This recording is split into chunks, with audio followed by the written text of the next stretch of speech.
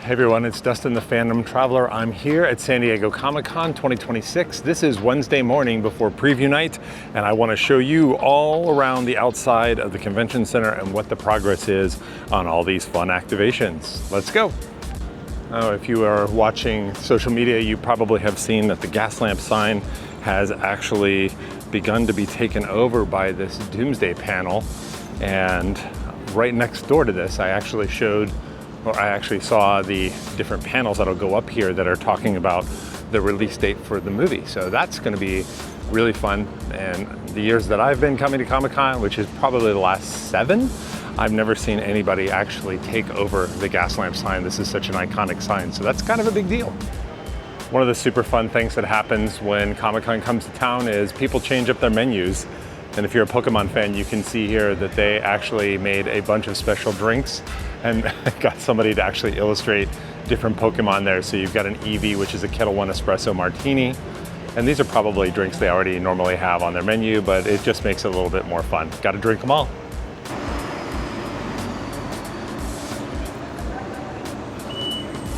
You can see the teams are still very hard at work here, trying to make sure everything's perfect. Okay, now the Percy Jackson activation seems like they're going to be in the exact same spot here. They've been in this location, I think, for the last 3 years, which is pretty awesome. But let's take a look around. And you can see we've got a huge ad for the Wolverine game coming out on PS5. Right here to start the Gaslamp, AMC has their setup here. You've got Run This Town here, which is a Walking Dead spin-off, Dead City, and they tend to own the upper level here. We can see they've got a sign here for Yaga and the Devil in Silver. So it's on the other side of these 2 doors here. You'd be kind of keen. There's a little nod to the Vampire Lestat. So if you're an AMC fan, they definitely have you covered. I never see them building anything here. These things just seem to happen. So maybe they got here much earlier and were able to get things set up. Here we have a Disney Hulu activation that's being built up. This one's outside on the other side of the convention center. Last year they had a really cool King of the Hill activation behind the convention center. And looks like here they're gonna have some kind of grill, or they have some food here actually from Robata from King of the... I'm trying to see what the menu is there. It looks like Holstein beef yakitori. Taste the meat, not the heat. That's pretty cool.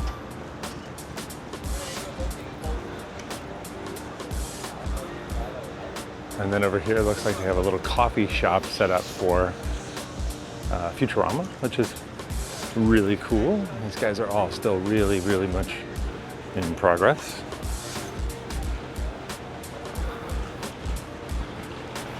Now over here, this is the configuration for the line to participate. So you can imagine that they intend for there to be a lot of folks on a long line here. I love the architecture of the convention center, so it's nice to look back across and see some really cool stuff here.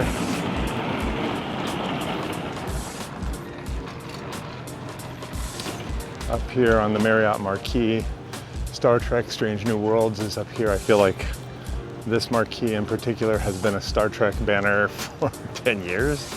So good to see that they are able to continue that. All right, now over here on the right, this is a Super 7 and Peanuts collab. If you've never seen any of the stuff that they've got online, where they have a really cool Snoopy and a space helmet, this is actually the place where they normally have a Peanuts stand-up. So I don't know if this is only going to be Super 7 or not, but we're definitely going to be going in here. I love the Peanuts. It'll definitely be something I want to check out. Huh. Looks like this is a Dragon Ball takeover, but this one is not even close to being ready. These are pretty popular spaces here to take over during the show, but nothing seems to be happening here, though I see some truss and see some stuff stood up there. So maybe there's something that's coming a little bit later. Down here, looks like eBay Live is going to be doing a setup. This is the Ignition pavilion, and I did hear about this. I think they're going to be doing some live coverage of different auctions that are going to be taking place, which is kind of cool.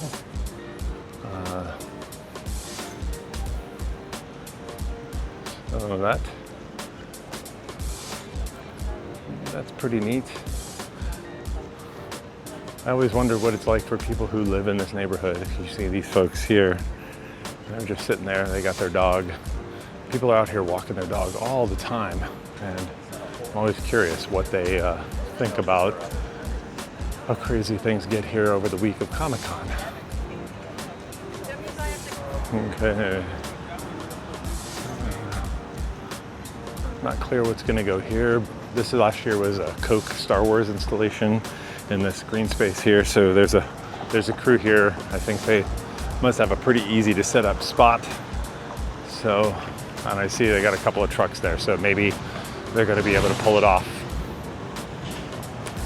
Technically the show doesn't open until tomorrow, so it's totally okay if things are not quite ready. Back this way, you can kind of see an Apple silo over there. This was where the Twisted Metal setup was last year, and I see lots of trailers here. Everything is all kind of blocked off, so it's too tough to see, but let's see if we can get a better angle. I do see a silo there in the middle. So just coming back around here, you can see they've got this whole area blocked off, but right there in the middle is a silo. So if you're a fan of silo, we'll probably come back here and take a look at it throughout the week. Okay, so let's go across the street and see what's on the other side.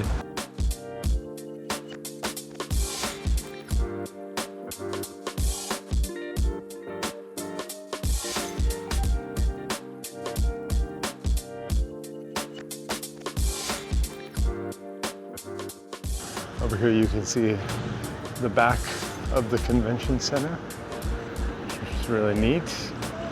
The architecture, you can see all the stairs. Those stairs are not really accessible during the show though. They don't want people falling down them or rushing down them. And this area over here, it's all sorts of empty right now, but as things come along, the lines for the activations will come all the way back here. This big structure here out back is a band shell, and Crunchyroll has put on a concert there the last couple of years. So hopefully they will do something similar this year. Okay, wow, if memory serves, this was where Abbott Elementary was last year. And if they are setting something up here, I don't see it happening today. So this might be something that has to go up overnight. But they had a Ferris wheel last year, and that would be pretty tough to get installed and set up on the space like this overnight. So maybe we're seeing a little bit of a drop off in terms of activations. Now it is early on Wednesday, in fairness to everybody, but a lot of things were already set up by this time last year. So I'm only assuming that if stuff's not set up, then it's probably not going up, at least nothing complicated.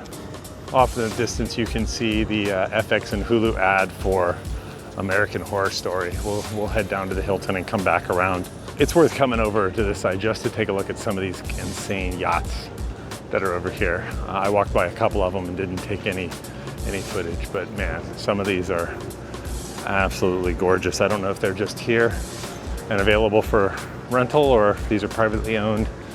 Whatever, these are ships and they are amazing. Okay, now we're starting to see something cool here. This is the Adult Swim activation. It looks like they have a Rick and Morty Rambler where you walk through Rick's mouth into something. Is it a bounce house? I don't know. They've got the iconic Adult Swim owl here. Ooh. You see President Curtis is over there. Got a big screen up here and this awesome inflatable Adult Swim logo. Everybody loves Adult Swim. So that's pretty cool. And when you're walking back here, you got to be careful. Like there's literally trucks rolling back here. Now these are event rentals, so are these guys going to the Adult Swim? Are they setting up something new? I don't know, we'll have to come back and find out. Right here is where the Alien install was being set up last year. You can see that looks like nothing's scheduled for this area, at least nothing as big. They have the entire thing cornered off here, blocked off with major tarpage. And you know, it's interesting. I guess it does reflect a little bit of a shift in the tone of how Comic-Con is being utilized by the people who want to get their shows and their marketing in front of people. This corner last year was used by Old Spice for a Superman promo, but it looks like Nintendo has taken this over. And there's a sports resort. And there's a whole space in here to take a look at and maybe even enjoy or play. They've got a screen set up in here where they're showing off some of the gameplay. This looks like they're intending to have quite a really neat event. And wait, I'm gonna come back around the other way because it looks like they're also using part of the Hilton as an entrance. There's Princess Peach Showtime. That's pretty cool. So here's another one of these inflatable entrances. And then right here in this area, there's a bunch of there's a bunch of Switch 2s that are set up, a whole bank of them where people can go in and play.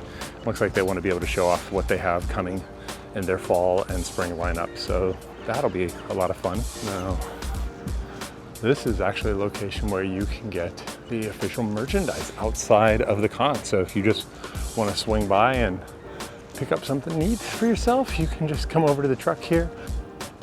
Now let me give you the pan back across. And you can see the Rookie is on Petco Park. Abbott Elementary is still getting their advertisement on the far end. And then you can see we've got Avatar Aang, The Last Airbender, which was absolutely being included in the Paramount Plus. When I walked by Paramount Plus and they were still building it out, they had a whole section of it that was all for Avatar Aang. It's very important to know the key things, and they've got Dole Whip inside the Hilton Bayfront. And so if you're hot and you're looking for something, they've got Dole floats. I'm coming back here later today. Know what's important, people. Okay, so now we're gonna go back around to the convention center. I'm gonna show you where people line up for Hall H, and you can see that configuration and setup. And you know, honestly, a lot's going on here. So the fact that we don't see activity in some areas doesn't mean that there won't be by the time the show starts. I mean, officially the show doesn't start until Thursday, so it's another day and a half. And some of these crews that set up and do the activations are pretty incredible. So you don't want to count them out, to be honest.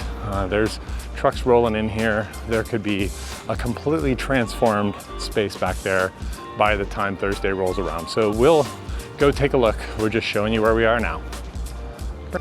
These are the lines for the Hall H configuration. And if you've never stood in line, well, you can see each one of these goes pretty deep. There's like a lot of distance back in these chutes, you might call them, because sometimes I think that's what it feels like. Marvel's returning to Hall H, and so that makes it a huge deal. So we can see that they are more than ready to accommodate people who are hanging out, are gonna be here late in the evenings. They have a whole wristband scenario. If you're interested in actually getting a wristband and making your way into Hall H, then check out the unofficial San Diego Comic-Con blog. They have a whole guide for how to do that. And I'm pretty sure there's already people in line. It's Wednesday morning, okay? Wednesday morning, specifically it's Wednesday morning, 8:30 a.m. This is when I wanted to get out before it got all busy, that I could bring this to you. But you see, there's already probably about 30 people, 30 folks standing in line already. already standing in line 8:30 a.m. on Wednesday. That's pretty crazy. All right.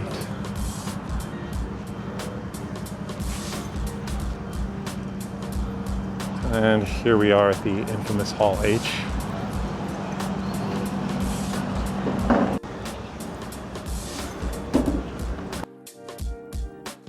Together with our friends at Comic-Con International, the San Diego Convention Center, the San Diego Tourism Authority, our hospitality partners, and many, many others, I am thrilled to announce that we have reached an agreement to keep Comic-Con right here in San Diego through the year 2030.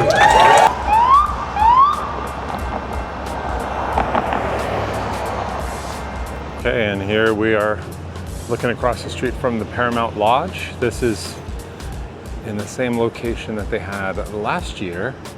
And you can see it's Wednesday morning and they're still putting the final touches on what this is gonna be. I went in there last year, had a really good time. And lines are pretty long for this one, but you also have, fortunately, a standby line. So if you don't or didn't get one of those tickets, or no one's gifted you one or tried to sell you one, you can get in line and maybe you get to go inside as well.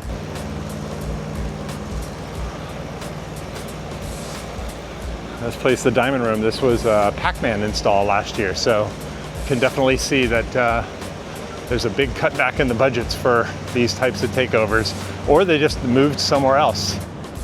Now, I walked this way not because I thought anything was going to be seen, but because I wanted to throw a shout out to one of my favorite places to hang here, which is Bubs. Bubs is closed right now because it's the morning, but this place is a lot of fun. I will eat lunch here 2 or 3 times during the course of the week. It's just a good vibe. It's open. There's also a great place to hang out before you go to see a ball game. Okay, I was just about to shut off the camera. I looked to the right and I saw this big giant DC logo and I was like, what could that be? Maybe that's the Lanterns installation. And yes, that's exactly what it is. So this is the Lanterns training headquarters where you can take the oath. This place is going to be mobbed. Tickets for this sold out almost immediately.